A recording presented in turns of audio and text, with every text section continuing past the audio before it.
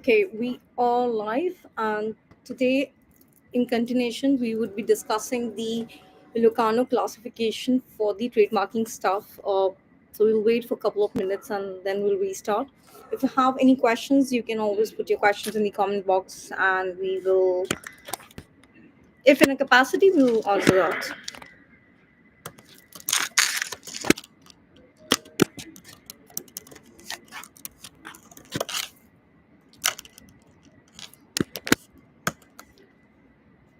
So, uh, that's the discussion for the day, Lucano classification.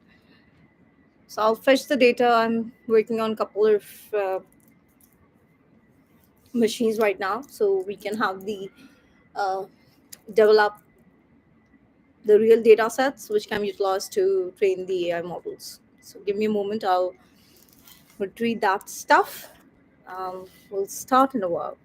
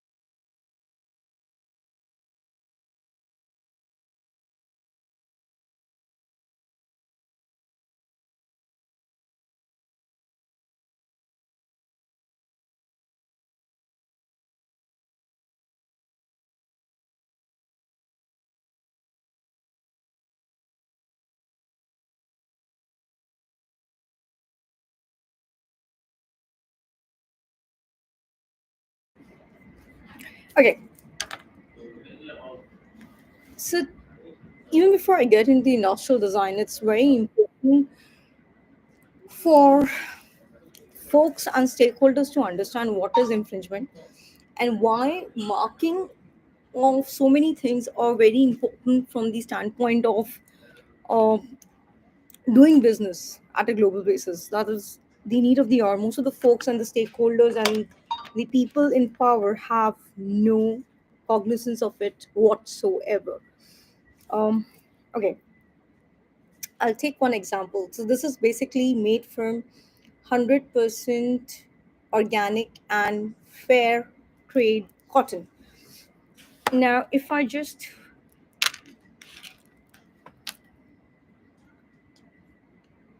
so we'll first try and understand this, then we'll go to the next topic. What is 100%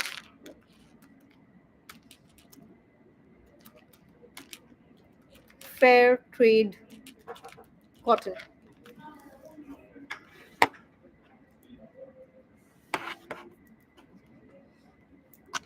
So I'm just trying to get the angle right. So yeah, we have this with us.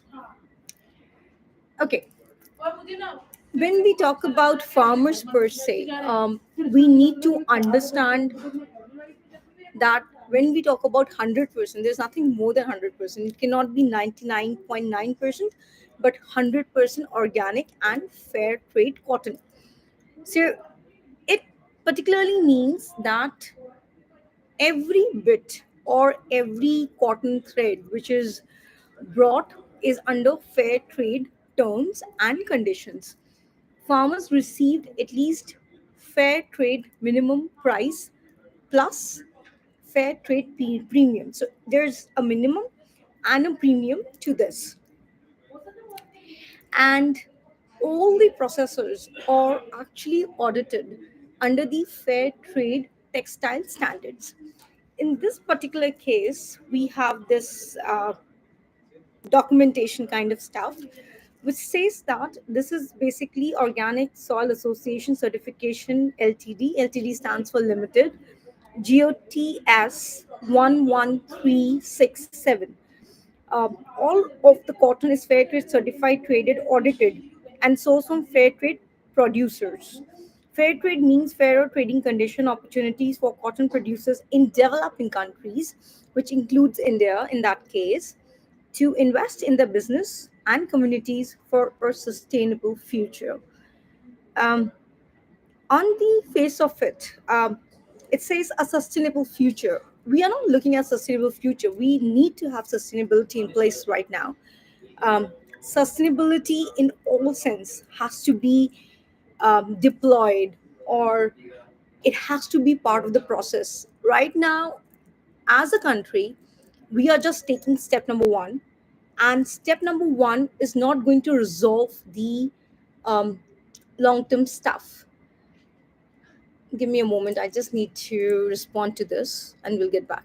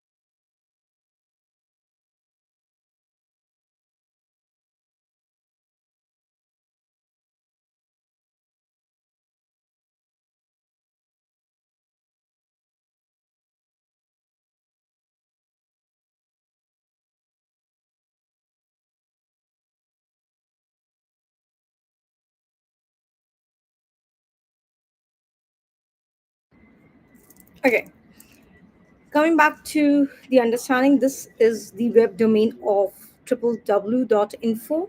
So this is a micro domain, info.fairtrade.net. So .net is, that means you don't have a .com. Oh my gosh. As usual, I'm having multiple devices, multiple stuff, but anyhow, the show must go on. Um, so when we talk about this,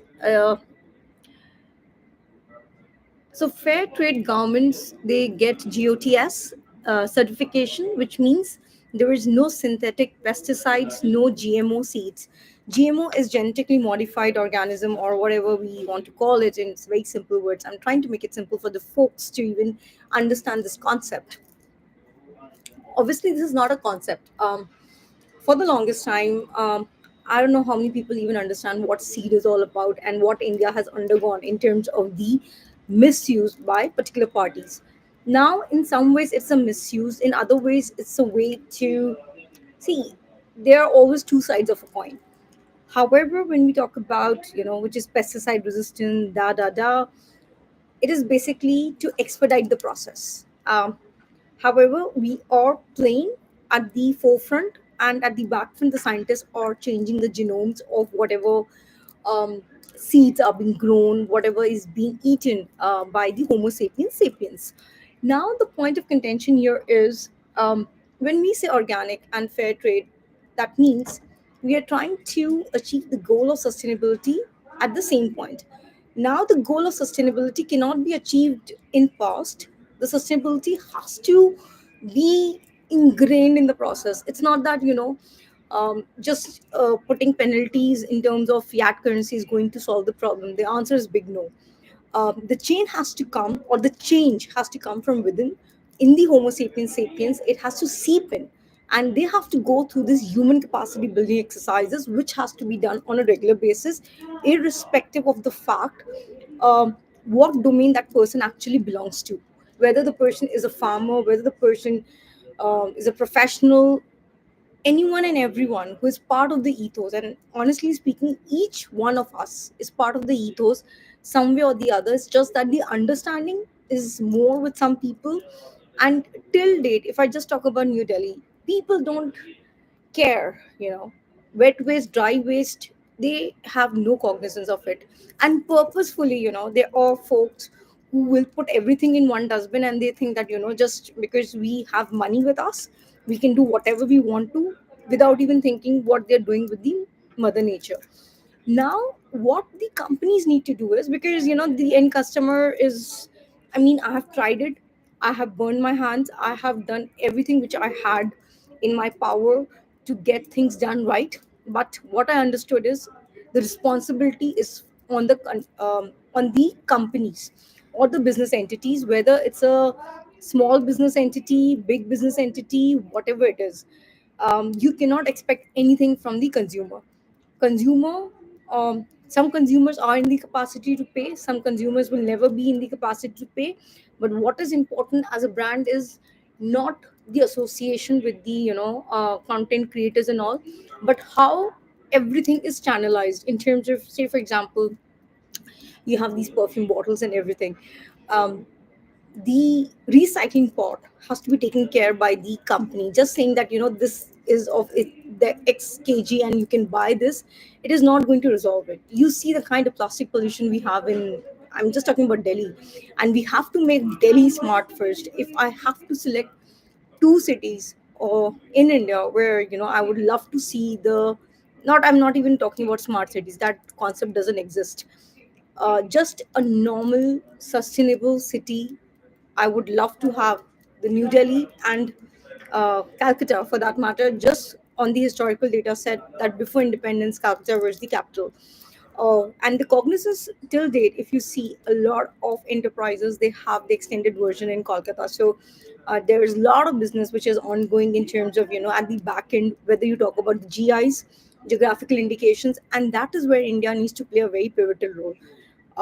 GI in India, which is the geographical indication, that means whatever is growing in different parts of India, that has to be saved. And it's not that the, what has to be done is use the technology to clean the process.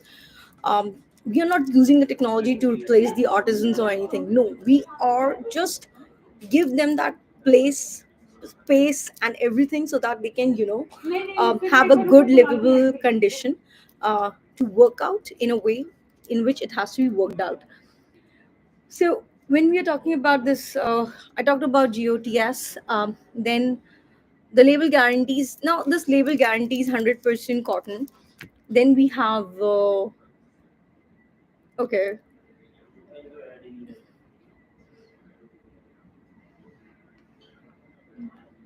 So there is a difference between organic and fair trade cotton. And then I'll come to the industrial design. I just wanted to fetch some data set, and then I want to connect that, so that this sustainability issue has to be resolved. I mean, the government also is doing nothing, just playing songs on these, in the morning, where the person is coming to collect garbage, and all these garbage collectors and everyone, these people have to be, put under the ethos of the technology, where they are monitored 24 cross 7. That is very, very important.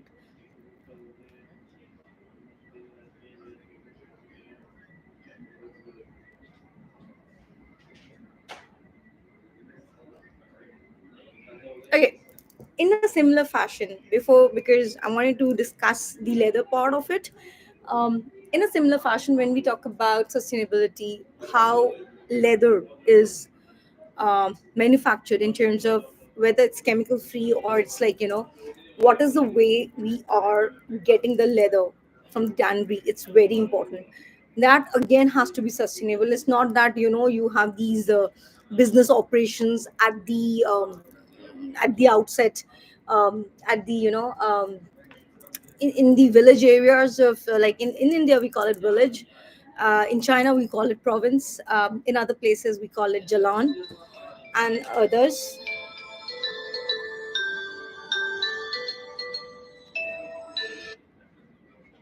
So that is very important, what we are doing with that. So I'll just.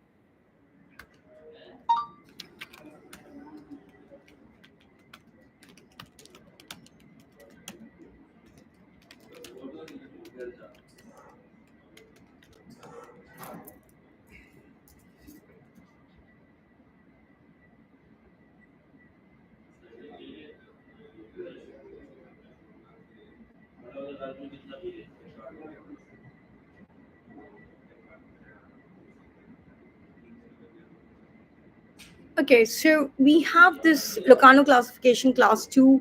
It's for articles of clothing and husbandry, and 3 is for travel goods and personal belongings. 5 is for textile piece goods and other sheet material. 6 is for furnishing. 8 is for tool and hardware. 7 is for article or endowment. That is basically, class 11 is for leather jewelry, leather wristbands, leather badges.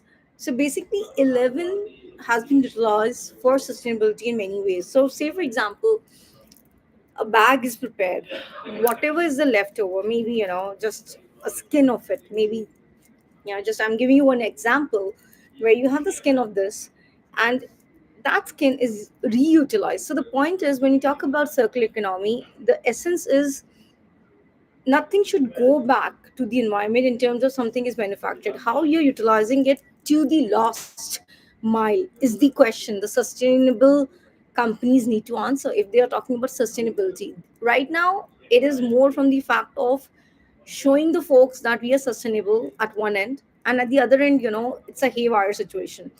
A very good example could be the diamond merchants and everyone. So the way we know for the diamond and stuff, you need to, cut the rocks and everything. We have these stuff in Japan and other places all over the world.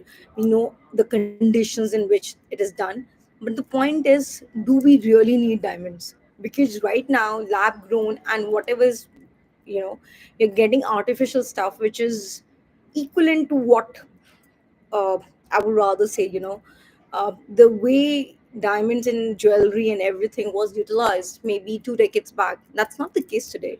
Nobody's going to buy at the cost, if we talk about fiat currency, or even if in bitcoins or any of the crypto stuff, because the whole understanding of cryptocurrency was also to start a new revolution which was based on the fact that whatever is being generated would be utilized to solve the problems. But if the problems is not solved, at the end of the day, if you're just parting away and, just uh, bluffing with whatever you have, that is not solving the problem. And today we see the weather conditions. That's the first line of defense. The animal kingdom, the plant kingdom, the plants are wilting away. um, Animals are, sending signals that The weather conditions have totally changed. If you look into any of the samples of the soils and everything, there is so much of, I would say, signals.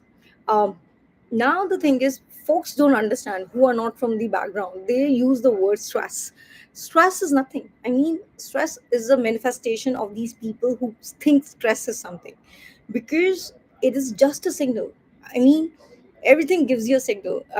Even Homo sapiens sapiens, when you are done for the day or you're tired, the body starts giving signals. Why the body is in pain? It's in pain because there is nerve, acetylcholine is being generated, and then there is like fatigue which sets in, because um, the overall structure of the skeleton and the muscles and everything, it's like, I mean, if I read these all these papers also, 8 billion atoms, it's much more. I mean, Homo sapiens sapiens and the others, it's the atoms and everything is much more. But the point of contention here is, just making these labels is not going to resolve these issues. Just imagine why we have to go to the .net web domain when we have those .coms and everything. So again, these are being developed just from the money minting viewpoint, because once you do the due diligence, in most of the cases, the litmus test is going to come negative. And when the litmus test is negative, anything and everything which Homo sapiens sapiens are trying to, maybe market or send it across the world, is not going to work. Now, I have been asked this question to compare it with China. Honestly, on the face of it, I haven't seen the factory setting.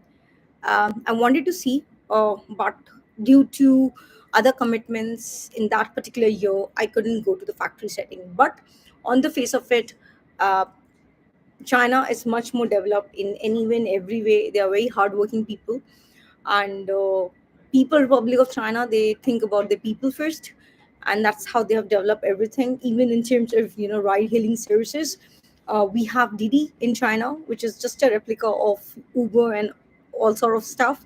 But the point of contention was not to give the data to the other countries.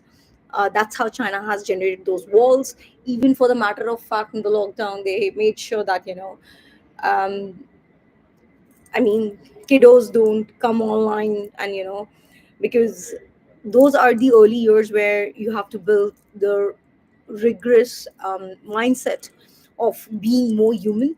And right now, we are at a landscape where too much damage has happened in India because of the online world and its misuse by so many people. And there's so many folks who are just spying your data, and at the back of it, telling everyone don't be online.